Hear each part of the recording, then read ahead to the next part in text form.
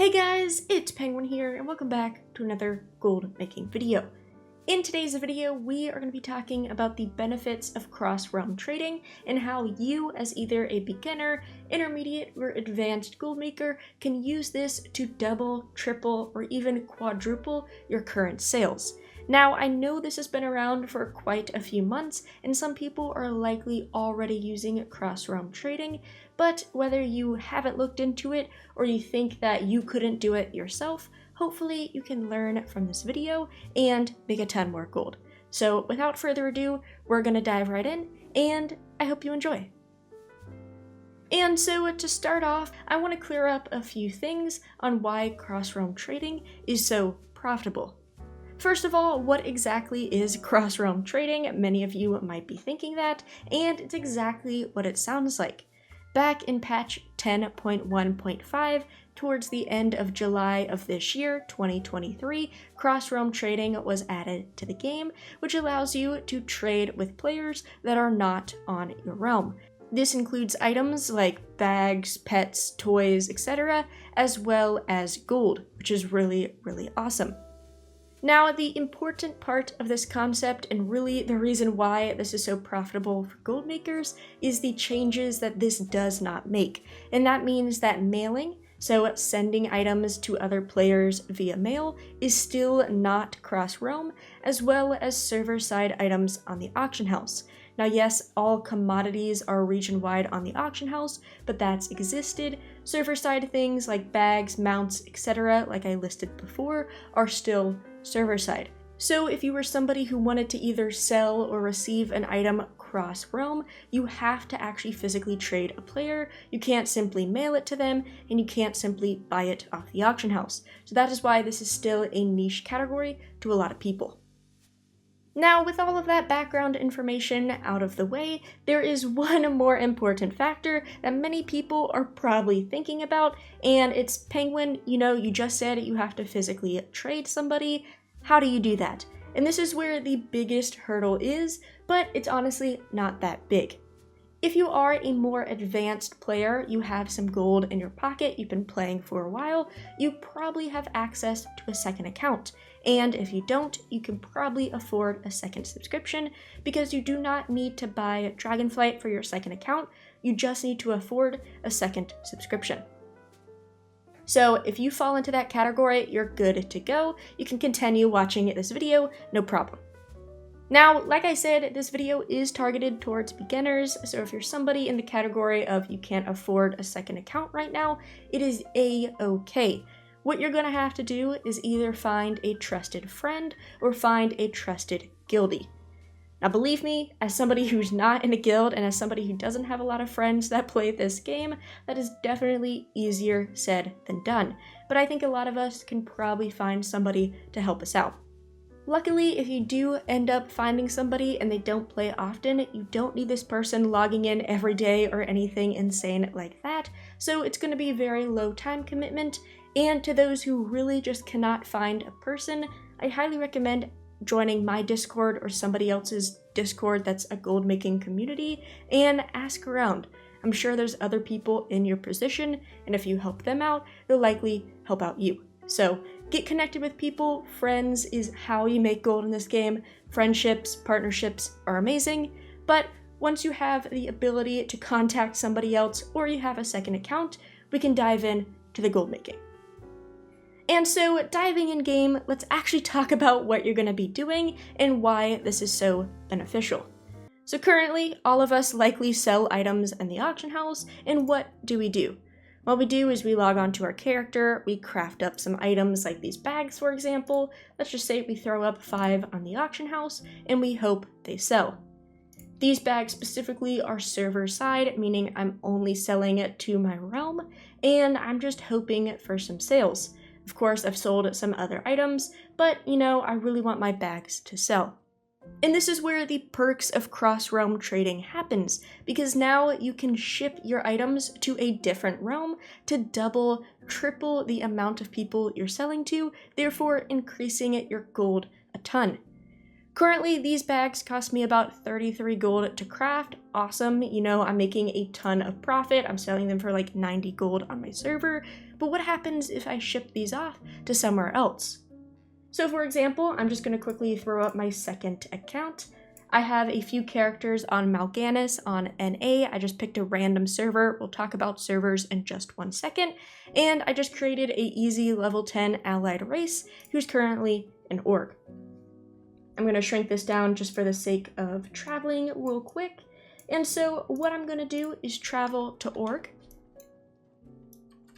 through the handy dandy portal over here. And I'm going to meet up with my character. So here we go. My character is currently positioned at the auction house, the perfect location. So we'll make our way over there. And we're going to find our character. Now, if for some reason you're not phased into the same area, like I don't see them right now, I simply need to invite them to the party. How do I spell this character's name? Okay. Alright, and then we just simply type in their character's name, and boom, we just got an invite, and hopefully this will phase us in, and boom, here is our character. So now, let's say I want to sell my bags across Realm. I go and I trade with this character. Simply throw in some bags. Now, of course, can only send a little bit at a time. Now, for the fact that my character, or my alt character, only has 1 gold, I want some posting gold. So I'll just send over, let's say, 20 gold. That should be okay. We hit trade, we confirm it, and we accept it. And boom, right here, now on Mal'Ganis, I have 6 bags. Then all I have to do, I do have the Bruto, so I'm going to use that for convenience sake. We just throw these bags onto the auction house. They're selling for 84 gold, so that's still profitable. Remember, my crafting cost is 33, and I hit post. And boom, just in the matter of seconds, I have increased my outreach of sales, because now not only am I pertaining to my main server realm, which is Wildhammer, I'm also selling to Mal'Ganis. Now some of you may be saying, but Penguin, you make more money by selling on Wildhammer because bags sell for like 90 gold on that server compared to 84. Yes, that's true, but no matter what the profit margin is, assuming it's positive, you always just want more sales. Yes, I might sell 10 bags on Wildhammer, and that's great, but as I'm selling those 10 bags on Wildhammer, I could also sell 20 bags on Mal'Ganis. So not only did I just make the profit I was going to make anyways, but I made even more profit. Now, of course, this is not a lot of items. What you would want to do is craft in bulk. For example, let's say you were borrowing a friend's time to trade you a bunch of stuff. You would want to craft in bulk kind of like this and trade everything all at once. So you're good for like the week, let's say, to just stock up so you're not always having to trade it back and forth. But this is exactly what you do. Now maybe we'll get some sales during this video, I'm not sure, but this is it at its simplest form. Now, to those who are struggling about servers or really want to find out how to choose a server to sell on, I highly recommend checking out the Ouroboros Exchange, or it's now called the Undermine Exchange. What you need to do is just choose a server that's on your region. Honestly, the actual realm doesn't matter. I'm just on Area 52 US because I sell on US servers. And for the sake of this video, since I'm talking about bags, I have bags pulled up here. If you scroll down to the bottom, you have this list of realms right here. And for the sake of finding the most profit, we can sort by price. Then right here, this lists all of the current bags and their quantities and prices on all of the servers across NA. The data is about 63 minutes old, so it's about an hour old, but still very good data. And now all you have to do is scroll through this list and choose a server that you want. Remember, you can send gold across servers now, so it really doesn't matter where you sell. For example, I'm selling on Mal'Ganis, which right here has that price of 84 gold. Let's say I get 10k on Mal'Ganis. I can just trade it back to me on my main realm. I can trade it to Area 52. I can trade it to Bleeding Hollow. It doesn't matter. Ultimately, what you would want to do, of course, it comes down to how much time you have, how much flexibility with trading you have, but I would pick, Maybe if you're just starting out, 1 to 2 servers to not overwhelm yourself, but you can scale this up to 10, 15, every single realm if you really wanted to. Because why not sell bags on Wildhammer, Area 52, Mal'Ganis, Argent Dawn, Alexstrasza, Malygos? Why not just sell on all of them if they're profitable? And so this brings me to kind of leveling up this system as well for the more advanced players. People are probably thinking of, selling 50 gold bags. That's not really worth the time. So let's look a little bit deeper. Leveling up a little bit, still in the beginner region, but just not current content, we have this very basic craftable tailoring mount called the Flying Carpet. And currently it costs me about 30 gold to craft this item, I believe. I will have a screenshot on screen to correct me, anywhere between, we could just say 50 gold for fun. And this server, currently on Area 52, they sell for 2.2 thousand gold. If we scroll down and sort by price, as you can see, plenty of these servers, you can sell this item for 5k plus. So what I can do is craft a batch of 10 flying carpets, maybe we do 20, and then we send 2 of each to 10 different servers, and boom. I just improved my outreach because this is slightly a slower item to sell because it's a mount, but I'm going to be making a ton of profit on a ton of different realms. To those who are into Transmog, a very popular item right now is the Shadowlands Transmog legendaries, because the old legendaries have now become transmogable.